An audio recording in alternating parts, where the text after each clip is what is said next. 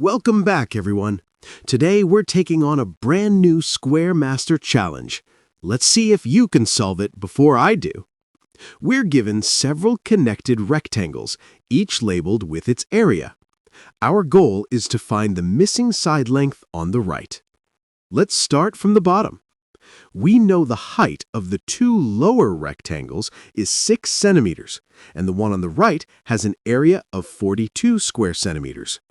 So if the height is 6, then the width must be 42 divided by 6, which gives us 7 centimeters. Now, here's the key step. This width of 7 centimeters is shared by the rectangle above it, the one with an area of 56 square centimeters. So we take 56 divided by 7, and we get 8 centimeters.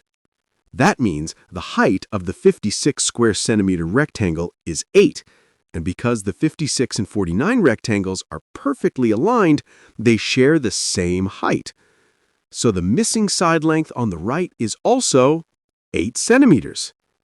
Did you get it right? Let me know in the comments. And if you enjoyed this puzzle, don't forget to like, subscribe, and get ready for more Square Master challenges. See you in the next one.